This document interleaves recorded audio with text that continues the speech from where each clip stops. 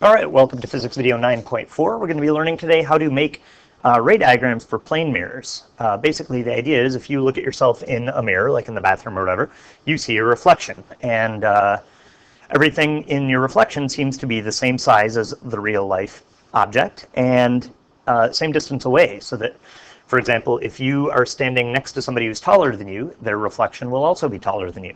If you're standing 3 feet away from the mirror, it looks like your reflection is 3 feet sort of behind the mirror. All right, so we're going to use ray diagrams to figure out sort of how and why the image forms the way that it does. Okay, so here we go. Before we do anything, I want to review quickly the law of reflection that we learned in the last video. And what we learned was that if you had an incident beam like this one here, in order to find the reflected beam, you had to draw on your normal line and then draw on your reflected beam. Okay, so really quickly to review, what we would do was we'd say, all right, well, here's my protractor. You'd kind of rotate it around to put it so that it was parallel with your boundary, lined up with your boundary. You'd make a mark out here at 90 degrees, and then you would use your ruler. Oh, undo, sorry. You would use your ruler and draw in a dotted line like that to represent your normal line. Okay, so let's label that normal line.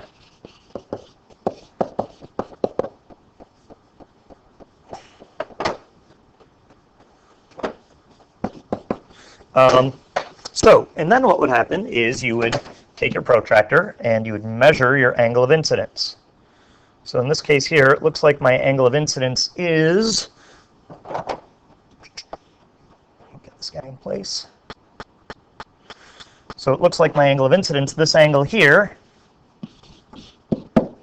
is about 10, 20, 30, 40, 50, it's not quite up to 60, so let's call it 59 degrees. So that's my angle of incidence. Okay? So what that means then is my angle of refraction also needs to be 59 degrees. So if I spin this guy all the way around,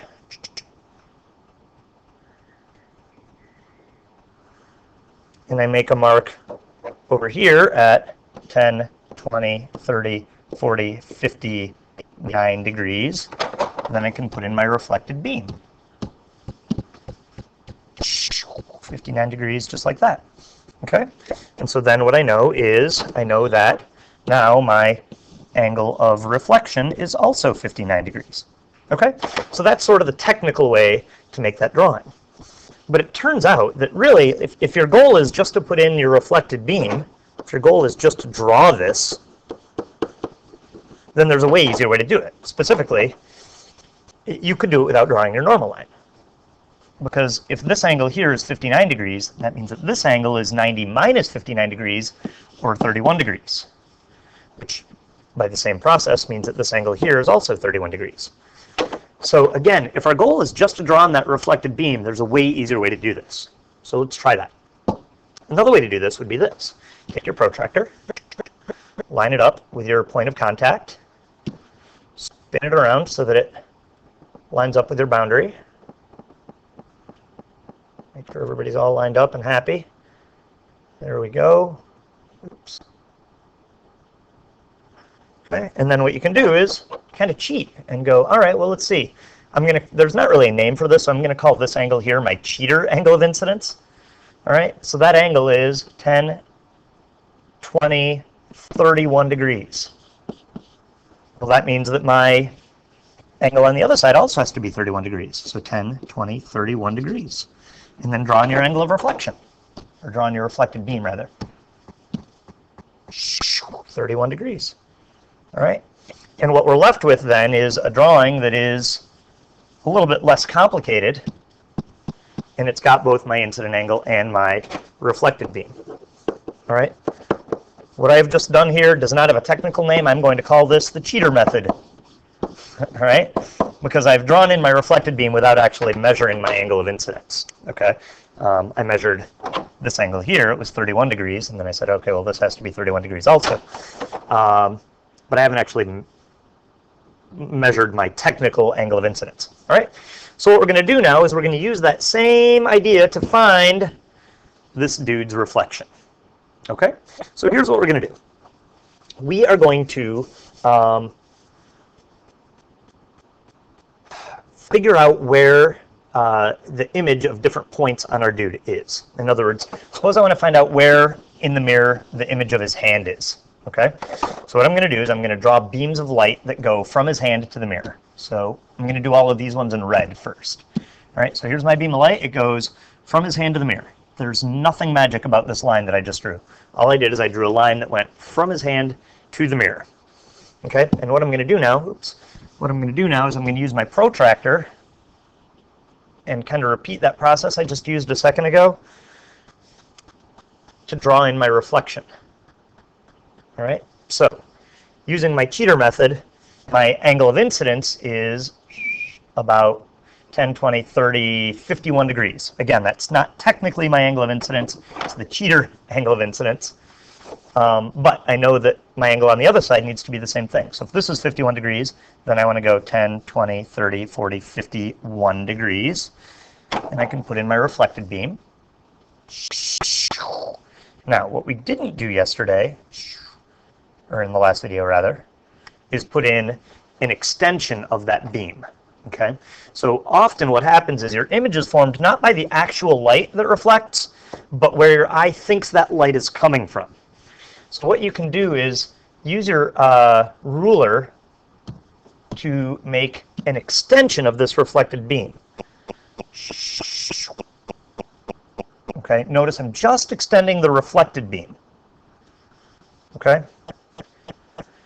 So that's that. So our image is going to be somewhere on either the reflected beam or the extension of the reflected beam. And to figure out exactly where it is, we're going to repeat this process. So what I'm going to do now is I'm going to make a new beam. So here we go. Oh, I wish that had been red. Let's try that again. All right, make another beam. Okay, and I'm going to repeat the exact same process that I just did. I'm going to use my protractor and find my reflection. Unfortunately, I am off of the screen, so how can I fix this?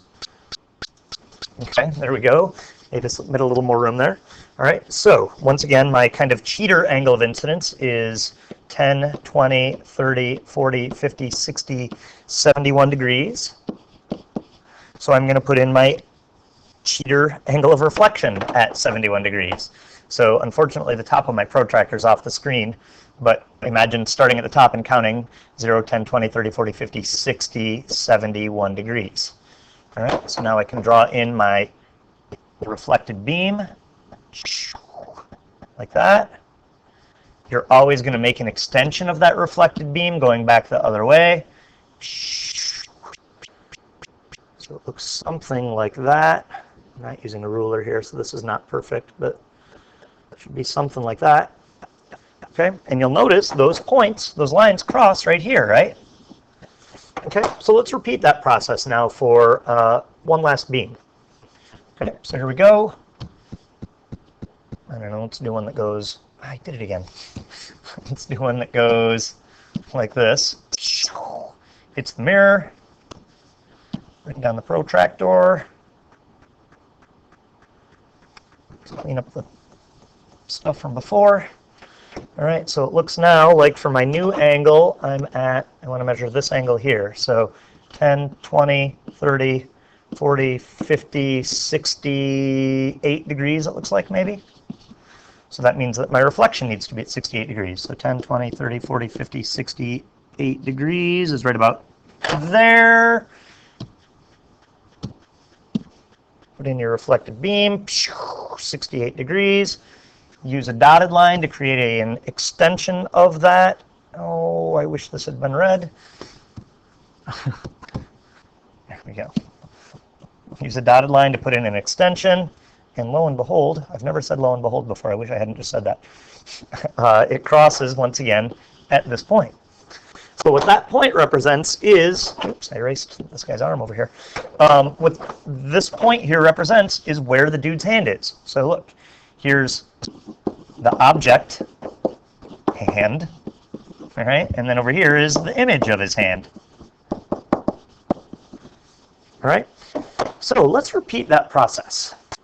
Okay, I'm going to change colors so that my drawing doesn't get crazy cluttered. So I'm going to repeat that exact same process for his hand, for his other hand. So we'll call this object hand 1 and hand 1. All right, so over here we're going to do, here's his other hand. Okay, so what I'm going to do is I'm going to draw beams of light leaving his hand and hitting the mirror. I'm going to repeat the exact same process.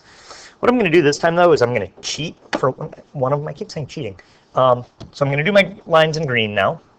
So let's pick a nice green. There we go. All right. It turns out that if you imagine a beam of light going, I wanted that to be solid.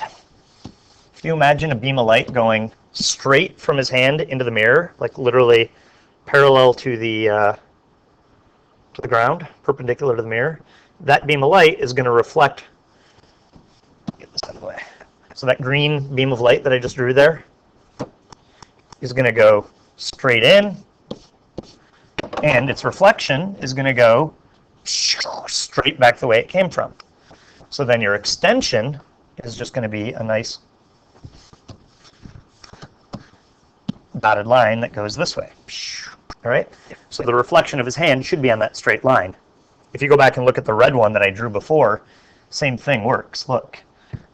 Let's go back to red for a second. If I draw a line that goes straight in, its reflection is going to go straight back, and the extension goes, whoa, shoot. The extension goes straight through that point again, right? Okay, so there's one of my beams. I know that my reflection is going to be somewhere on that dotted line.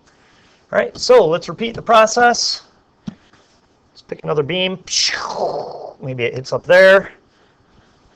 So we need to use our protractor and measure some angles here. So let's see, once again, my cheater angle is, I'm trying to measure this angle here, so 10, 20, 30, 40, 50, 68 degrees maybe. Which means that my reflection also has to be at 68 degrees. So 10, 20, 30, 40, 50, 68 degrees. Put a mark right there. Grab the green pen.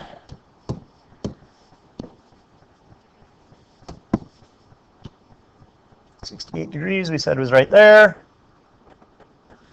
Don't forget to extend it with the dotted line.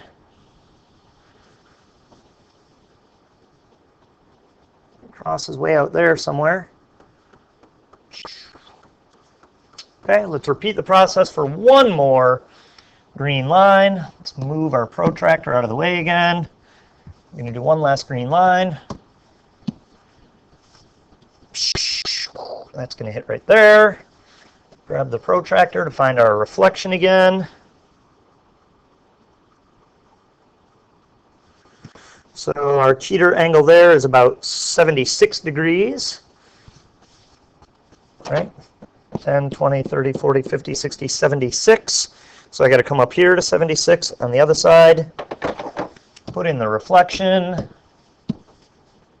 76 degrees. Don't forget your extension.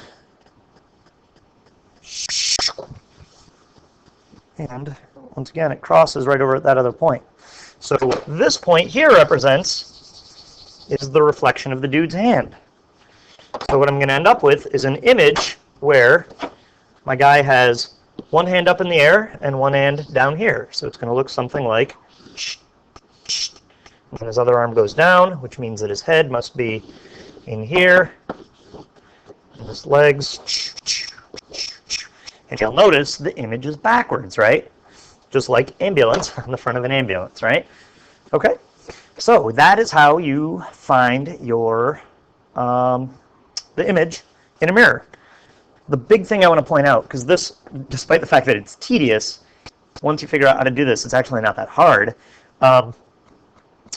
Please notice that every time I did this, the dotted lines represent extensions of the reflected beam. Okay, so looking at this beam on the top, it leaves his hand, hits the mirror, reflects away from the mirror, and it's that line there that I extended. Okay, so you just extend the reflected beams only.